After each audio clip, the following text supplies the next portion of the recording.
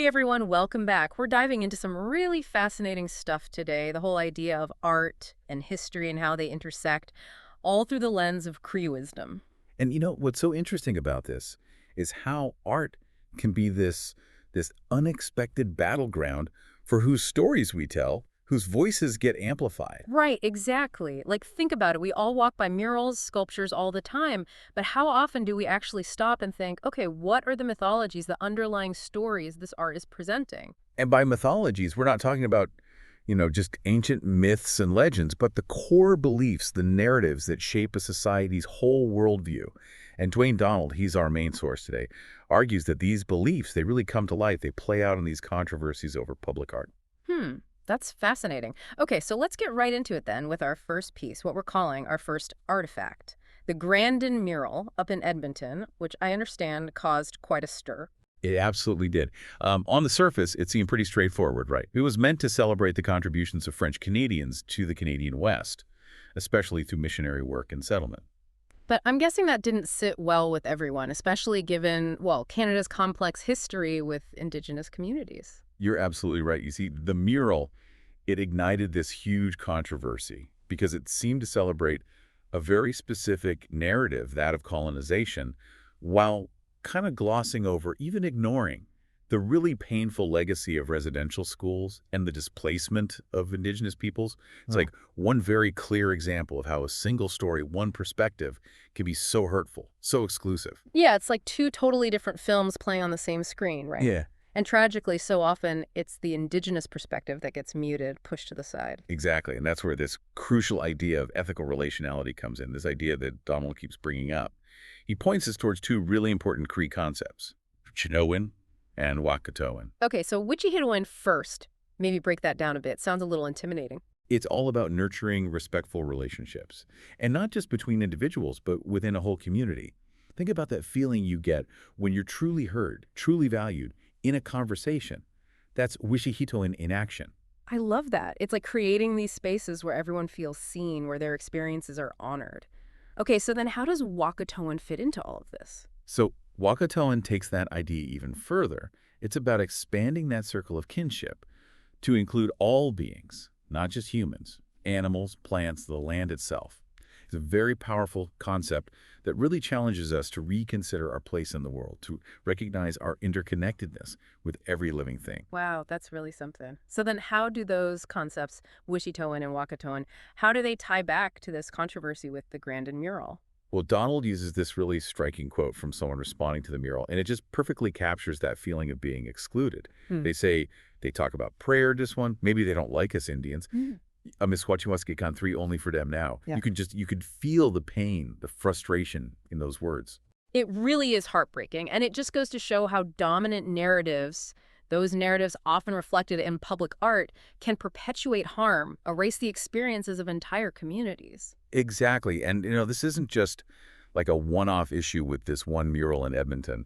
We see this everywhere, all over the world, whose stories are being told, whose perspectives are being valued. These are essential questions to ask every time we encounter any kind of art in a public space. It's a powerful reminder that art, it's never neutral. It always comes with a perspective, a set of beliefs about the world. And sometimes, yeah, those beliefs, they need to be challenged. Absolutely. And what's so fascinating is that Donald, he draws this parallel between the Grandin mural controversy and the experiences of a Cree chief from way back in the 1800s, Mistahimaskwa. Okay, now I have to hear about this. What's Mustahi Masqua's story? Yeah. So this Cree chief, Mustahi Masqua, was he like going against the grain, challenging those dominant narratives of his time too? You got it. Mistahimaskwa, he was known for having these incredibly vivid visions.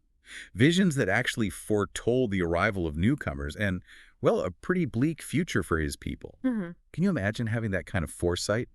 That glimpse into a future that just, like, upends everything you thought you knew? Wow, yeah. It must have been both amazing and terrifying at the same time. It makes you think about how so often history is written by the victors, Yeah. leaving out those voices of the people who were displaced, marginalized. That is exactly what Donald wants us to see. He even uses this phrase, the iron logic of immanence, to describe this dominant, unquestioned way of looking at history. It's this idea that things just had to happen a certain way, like there was only one right path. And of course, that right path just conveniently tends to benefit those who are already in power, right? Hmm. But Mistahi Moskwa's story, it reminds us there are always multiple perspectives, different ways of understanding the past, the present. Absolutely. And it's not just about the past, right? These dynamics, they're still playing out today. Just like Mustahi Moskwa, he challenged the narratives of his time. Indigenous communities today, they're pushing back against representations that erase their experiences, their voices. That Grandin mural controversy, it brought all of this to the surface in a big way. It's like a direct line from the 1800s to now, this ongoing struggle for recognition, for the right to tell your own story. Exactly. And it's why Donald, he keeps encouraging us to look for new mythologies, new ways of seeing the world that are more inclusive, more respectful of everyone. And you know what? He sees art as a powerful way to do just that. Which brings us perfectly to our next piece, Sky Talk. Now, unlike the Grandin mural, this painting is actually presented as a positive example of how art can promote that ethical relationality we were talking about.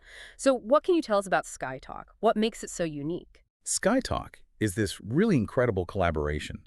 We're talking about Dean Celine artist Alex Janvier working with the Royal Astronomical Society of Canada, and their goal, to bridge Indigenous knowledge systems and Western science, specifically astronomy. Okay, so I have to admit, when I first saw Sky Talk described in the reading, I was a little, unsure what to expect. But then I read about all the visual elements, the way it shows how everything's interconnected, the land, the sky, the animals, and it just clicked. Right, and that's what's so brilliant about it. Sky Talk it visually embodies those Cree concepts we keep coming back to, that wicihitowin, that wahkohtowin. It's like you look up at the night sky and you realize we're all connected under this vast, incredible expanse. It's humbling, beautiful.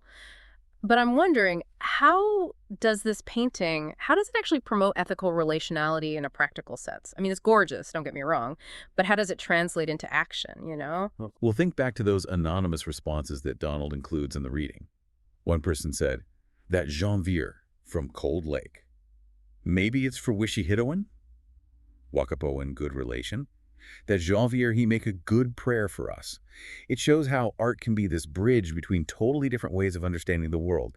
It gets people talking, helps them understand each other a little better. So it's like Sky Talk offers this different kind of dream of happiness, to use Donald's words.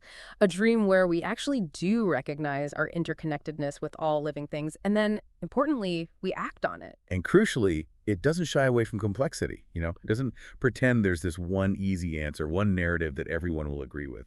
Instead, Sky Talk invites us into a conversation, a space for learning, for growth. It's a good reminder that building those ethical relationships, it takes constant effort. It's about dialogue, about truly listening to those perspectives that might be really different from our own, kind of like what we're doing here, right? Exactly. And I think it's important to note, Sky Talk, it's not just about Indigenous perspectives, although those are obviously central to its creation. It has this broader message about respecting the natural world. Yeah. Something that's relevant to all of us, regardless of our background. You're right. And it's a message that resonates even more strongly now, given all the environmental challenges we're facing. It's a call to be more aware of our impact on the planet, on every living thing. I couldn't agree more. And what's really hopeful about Sky Talk? It doesn't just leave us with this feeling of like despair or being totally overwhelmed. It offers a path forward, a vision of a different way of being in the world. So how do we take that vision, that hope, and make it real? How do we turn it into something concrete, something we can actually embody in our own lives? So we've talked a lot about how powerful art can be, right? Challenging those old stories we tell ourselves, inspiring us to see the world in new ways. But how do we actually do that? How do we, take these inspiring ideas and actually live them, make wicihitowin and wahkohtowin, make them more than just words? That is the million-dollar question. And what I appreciate is that Donald, he doesn't try to give us like a step-by-step instruction manual. Because it's not about just checking off boxes. It's about really cultivating a way of being in the world, a way of relating to ourselves, to each other, to the planet. Yeah, you're right. It's a journey, not a destination. Exactly. Though I do think a good place to start is with awareness. Donald really pushes us to pay attention to the mythologies, those underlying stories that we encounter all the time. Like in the books we read, the movies we watch, even just our everyday conversations. What are the messages there? Are they upholding those values, of respect, reciprocity, that interconnectedness? Such a good point. It's like we need to put on a new pair of glasses, look at the world with fresh eyes.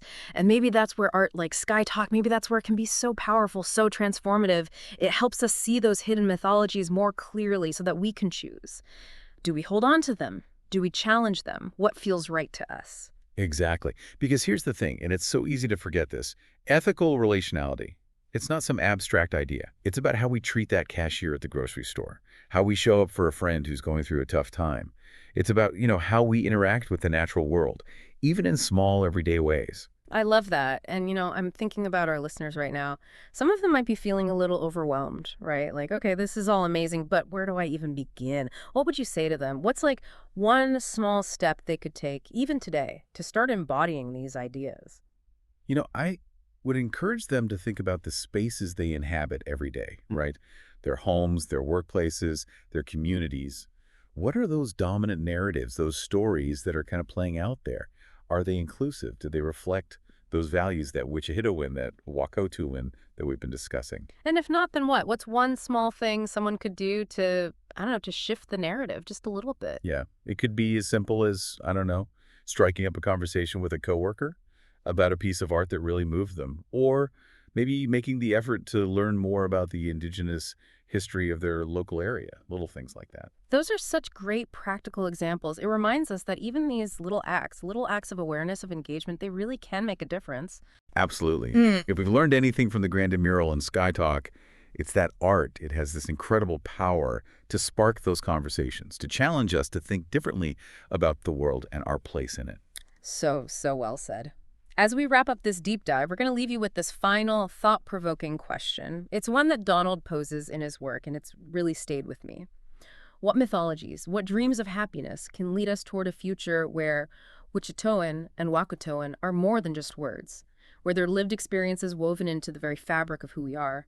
Until next time, keep asking those big questions, keep seeking out those new perspectives, and keep diving deep.